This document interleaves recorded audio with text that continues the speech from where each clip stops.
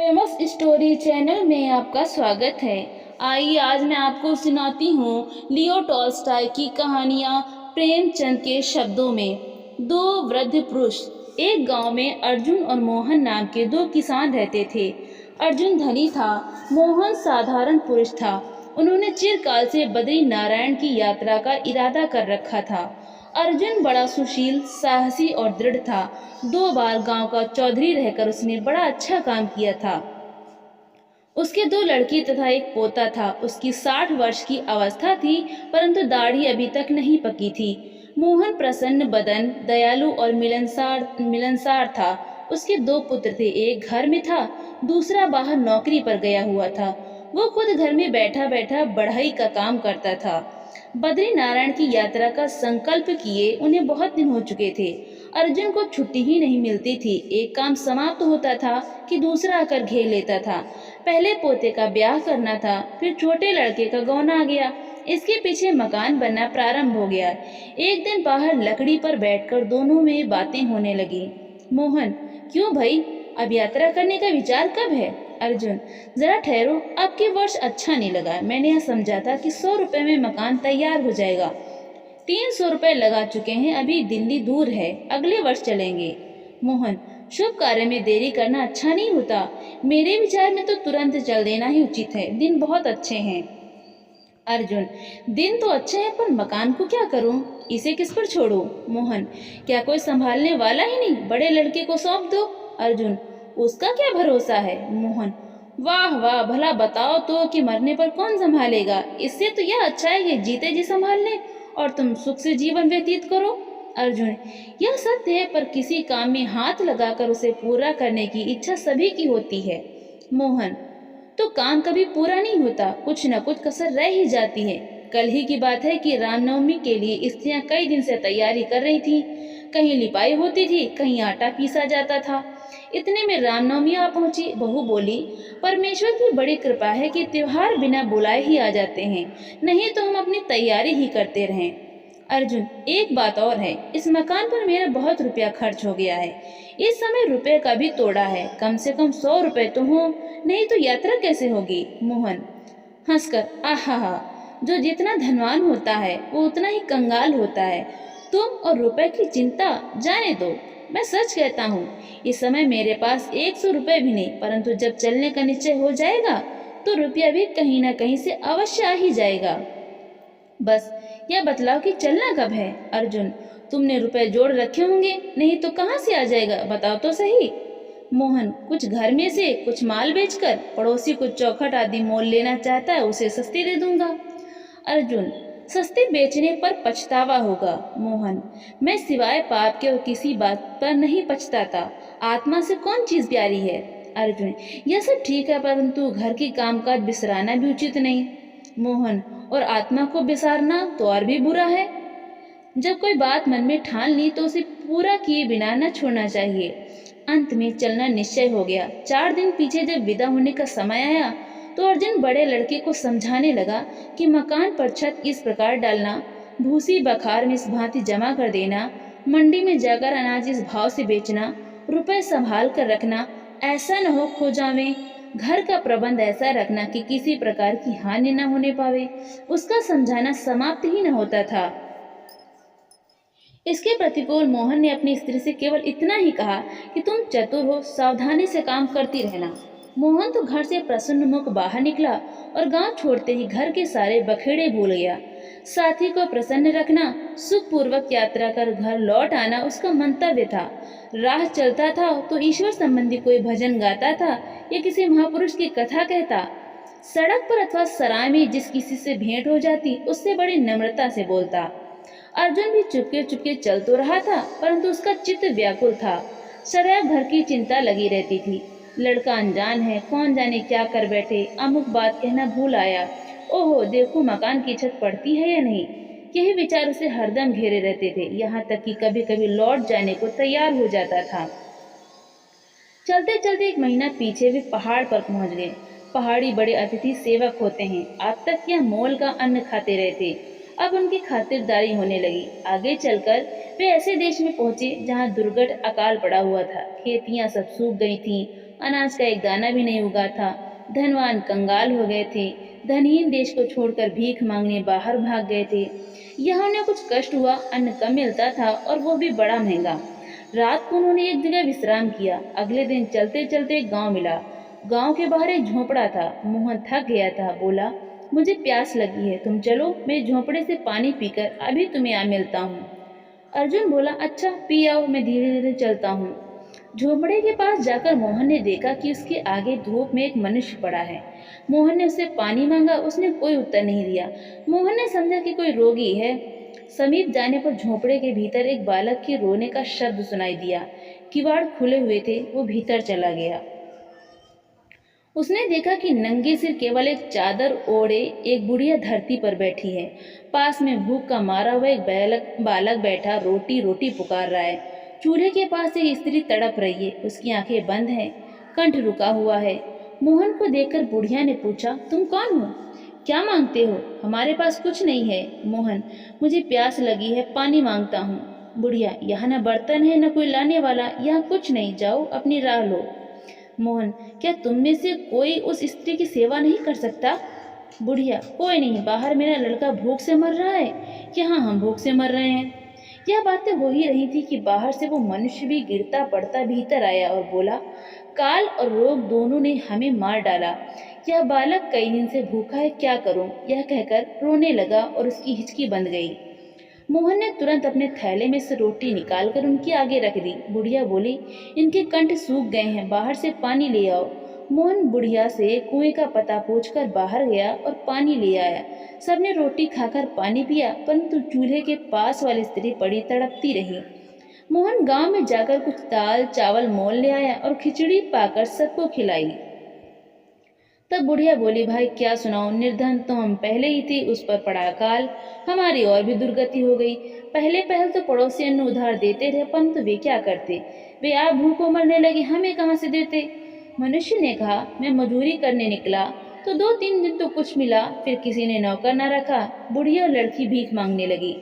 अन्न का अकाल था, कोई भीख भी न देता था। बहुतेरे यत्न किए, कुछ न बन सका। भूख के मारे घास खाने लगे। इसी कारण यह मेरी स्त्री चूल्हे के पास पड़ी तड़प रही है। बुढ़िया, पहले कई दिनों तक तो मैं चल फिर कर कुछ धंधा करती रही, परंतु कहाँ तक, भूख और रोग ने जान ले ली। जो हाल है तुम अपने नेत्रों से देख रहे हो। उनकी बिथा सुनकर मोहन ने विचारा कि आज रात यहीं रहना उचित है, साथी से कल मिल लेंगे। प्रातःकाल उठकर वो गांव में गया और खाने पीने की जिन्स ले आया। घर में कुछ न था। वो वहां ठहरकर इस तरह काम करने लगा कि मानो अपना ही घर है। 2-3 दिन पीछे सब चलने फिरने लगे और वो स्त्री उठ बैठी। चौथे दिन एकादशी थी। मोहन ने विचारा कि आज संध्या को इन सबके साथ बैठकर फलाहार करके कल प्रातःकाल चल दूंगा। वो गांव में जाकर दूध फल सब सामग्री लाकर बुढ़िया को दे आप पूजा पाठ करने मंदिर में चला गया। इन लोगों ने अपनी जमीन एक जमींदार के यहाँ गिरवी रखकर अकाल के समय अपना निर्वाह किया था। मोहन जब मंदिर गया तब किसान युवक जमींदार के पास पहुंचा और विनय पूर्वक बोला, चौधरी जी, इस समय रुपए देकर खेत छुड़ाना मेरे काबू के बाहर है। यदि आप इस चौमासे में मुझे खेत बोने की आज्ञा दे दें तो मेहनत मजदूरी करके आपका ऋण चुका दे सकता हूँ। परंतु चौधरी कब मानता था। वो बोला, बिना रुपए दिए खेत नहीं बो सकते, जाओ अपना काम करो।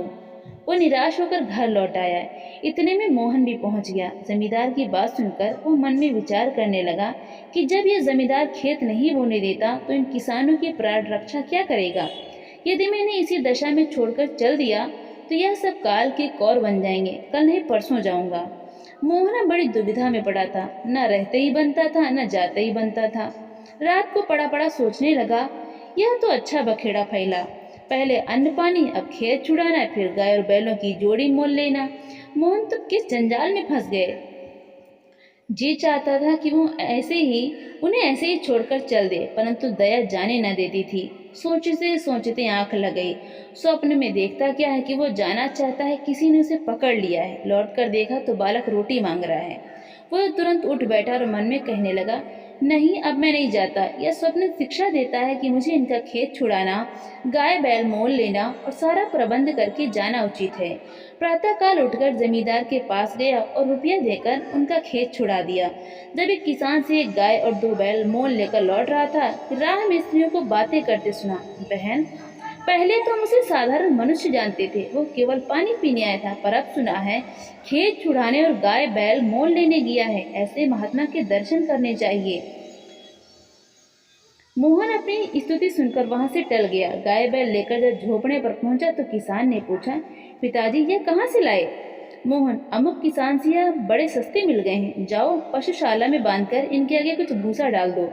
उसी रात जब सब सो गए तो मोहन चुपके से उठकर घर से बाहर निकल बद्री नारायण की राह ली। 3 मील चलकर मोहन एक वृक्ष के नीचे बैठकर बटुआ निकाल रुपए गिनने लगा तो थोड़े ही रुपए बाकी थे। उसने सोचा, इतने रुपयों में बद्री नारायण पहुंचना संभव है, भीख मांगना पाप है। अर्जुन वहां अवश्य पहुंचेगा और आशा है कि मेरे नाम पर कुछ चढ़ावा भी चढ़ा ही देगा। मैं तो इस जीवन में यह यात्रा करने का संकल्प पूरा ही नहीं कर सकता। अच्छा, परमात्मा की इच्छा, वो बड़ा दयालु है, मुझ जैसे पापियों को निस्संदेह क्षमा कर देगा। यह विचार करके गांव का चक्कर काट कर कि कोई देख न ले, वो घर की ओर लौट पड़ा।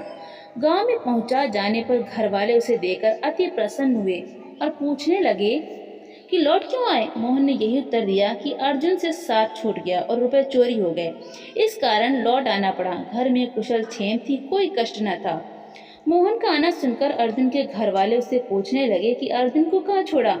उनसे भी उसने यही कहा कि बद्री नारायण पहुंचने से 3 दिन पहले मैं अर्जुन से बिछड़ गया, रुपया किसी ने चुरा लिया। बद्री नारायण जाना असंभव था, मुझे लौटना ही पड़ा। सब लोग मोहन की बुद्धि पर हंसने लगे कि बद्री नारायण पहुंचा ही नहीं, रास्ते में रुपए खो दिए।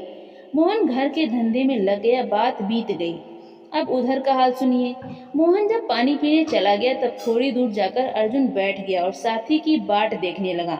संध्या हो गई पर मोहन न आया। अर्जुन सोचने लगा, क्या हुआ, साथी क्यों नहीं आया? मेरी आंखें लग गई थी, कहीं आगे न निकल गया हो। पर यहाँ से जाता तो क्या दिखाई नहीं देता, पीछे लौटकर देखूं कहीं आगे न चला गया हो, फिर तो मिलना ही असंभव है। आगे ही चलो, रात को चट्टी पर अवश्य भेंट हो जाएगी। रास्ते में अर्जुन ने कई मनुष्यों से पूछा कि तुमने कोई नाटा सांवले रंग का आदमी देखा है, परंतु कुछ पता न चला। रात चट्टी पर भी मोहन से भेंट ना हुई। अगले दिन यह विचार कर कि वो देवप्रयाग पर अवश्य मिल जाएगा, वो आगे चल दिया। रास्ते में अर्जुन को एक साधु मिल गया, वो जगन्नाथ की यात्रा करके आया था, अब दूसरी बार बद्री नारायण के दर्शन को जा रहा था। रात को चट्टी में वो दोनों इकट्ठे ही रहे और फिर एक साथ यात्रा करने लगे। देवप्रयाग में पहुंचकर अर्जुन ने मोहन के विषय में पंडित से बहुत पूछताछ की, कुछ पता न चला। यहाँ सब यात्री एकत्र हो गए। देवप्रयाग से आगे चलकर जब सब लोग रात को एक चट्टी में ठहरे, वहाँ मूसलाधार में बरसने लगा। बिजली की कड़क, बादल की गरज से सब कांप गए। सारी रात जागते कटी, त्राही त्राही करते दिन निकला। अंत को दोपहर के समय सब लोग बद्री नारायण पहुंच गए। पंडित देवप्रयाग से ही साथ हो लिए थे। बद्री नारायण में यही रीति है कि पहले दिन यात्रियों को मंदिर की ओर से भोजन कराया जाता है और उसी दिन यात्रियों को अटका अथवा चढ़ावा बतला देना पड़ता है कि कौन कितना चढ़ाएगा। कम से कम 1.25 रुपया नियत है। उस समय तो सबने पंडों के घरों में जाकर विश्राम किया। दूसरे दिन प्रातःकाल उठकर दर्शन में लग गए। अर्जुन और साधु एक ही स्थान में टिके थे। सांझ की आरती के दर्शन करके लौटकर जब घर आए तब साधु बोला कि मेरा तो किसी ने रुपए का बटुआ निकाल लिया। अर्जुन के मन में यह पाप उत्पन्न हुआ कि यह साधु झूठा है, किसी ने इसका रुपया नहीं चुराया, इसके पास रुपया था ही नहीं। लेकिन तुरंत ही उसको पश्चाताप हुआ कि किसी पुरुष के विषय में ऐसी कल्पना करना महापाप है। उसने मन को बहुतेरा समझाया, परंतु उसका ध्यान साधु में ही लगा रहा। पवित्र स्थान में रहने पर भी चित्त की मलिनता दूर नहीं हुई। इतने में शयन की आरती का घंटा बजा। दोनों दर्शनार्थ मंदिर में चले गए। भीड़ बहुत थी। अर्जुन नेत्र मूंद कर भगवान की स्तुति करने लगा, परंतु हाथ बटुए पर था, क्योंकि साधु के रुपए खो जाने से संस्कार चित्त में पड़े हुए थे। अंतःकरण का शुद्ध हो जाना क्या कोई सहज बात है? स्तुति समाप्त करके नेत्र खोलकर अर्जुन जब भगवान के दर्शन करने लगा तब देखता क्या है कि मूर्ति के अति समीप मोहन खड़ा है। मोहन? नहीं नहीं, मोहन यहाँ कैसे पहुँच सकता है? सारे रास्ते तो ढूंढता आया हूँ। मोहन को साष्टांग दंडवत करते देखकर अर्जुन को निश्चय हो गया कि मोहन ही है। सियार किसी दूसरी राह से यहाँ आ पहुँचा है। चलो अच्छा हुआ साथी तो मिल गया। आरती हो गई, यात्री बाहर निकलने लगे। अर्जुन का हाथ बटुए पर था कि कोई रुपए न चुरा ले। वो मोहन को खोजने लगा, पर उसका कहीं पता नहीं चला। दूसरे दिन प्रातःकाल मंदिर में जाने पर अर्जुन ने फिर देखा कि मोहन हाथ जोड़े भगवान के सम्मुख खड़ा है। वो चाहता था कि आगे बढ़कर मोहन को पकड़ ले, परंतु ज्यों ही वो आगे बढ़ा मोहन लुप्त हो गया। तीसरे दिन भी अर्जुन को वही दृश्य दिखाई दिया। उसने विचारा कि चलकर द्वार पर खड़े हो जाओ, सब यात्री वहीं से निकलेंगे, वहीं मोहन को पकड़ लूंगा। अतएव उसने ऐसा ही किया, लेकिन सब यात्री निकल गए, मोहन का कहीं पता ही नहीं। एक सप्ताह बद्री नारायण में निवास करके अर्जुन घर लौट पड़ा। राह चलते अर्जुन के चित्त में वही पुराने घर के झमेले बार बार आने लगे। साल भर बहुत होता है, इतने दिनों में घर की दशा न जाने क्या हुई हो। कहावत है, छाते लगे 6 मास और छिन में हुए उजाड़। कौन जाने लड़के ने क्या कर छोड़ा हो, फसल कैसी हो, पशुओं का पालन पोषण हुआ है कि नहीं। चलते चलते अर्जुन जब उस झोंपड़े के पास पहुंचा जहां मोहन पानी पीने गया था, तो भीतर से एक लड़की ने आकर उसका कुर्ता पकड़ लिया और बोली, बाबा बाबा भीतर चलो। अर्जुन कुर्ता छुड़ाकर जाना चाहता था कि भीतर से एक स्त्री बोली, महाशय भोजन करके रात्रि को यहीं विश्राम कीजिए, कल चले जाना।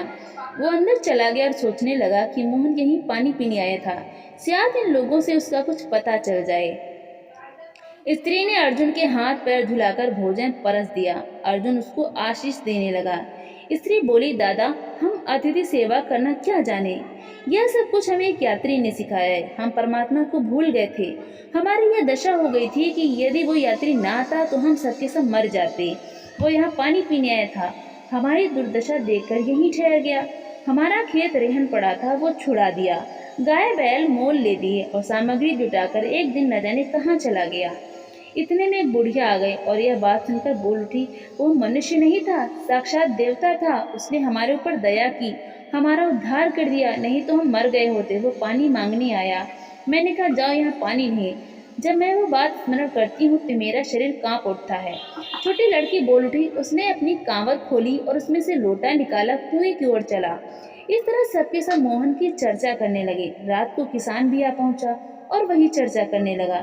निस्संदेह उस यात्री ने हमें जीवन दान दिया। हम जान गए कि परमेश्वर क्या है और परोपकार क्या। वो हमें पशुओं से मनुष्य बना गया। अर्जुन ने अब समझा कि बद्री नारायण के मंदिर में मोहन के दिखाई देने का कारण क्या था।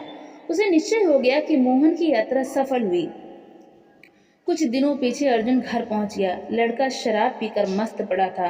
घर का हाल सब गड़बड़ था। अर्जुन लड़के को डांटने लगा। लड़के ने कहा, तो यात्रा पर जाने को किसने कहा था, ना जाते। इस पर अर्जुन ने उसके मुंह पर तमाचा मारा।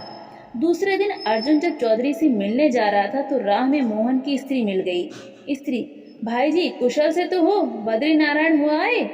अर्जुन, हाँ हो आया, मोहन मुझसे रास्ते में बिछुड़ गए थे, कहो वो कुशल से घर तो पहुंच गए।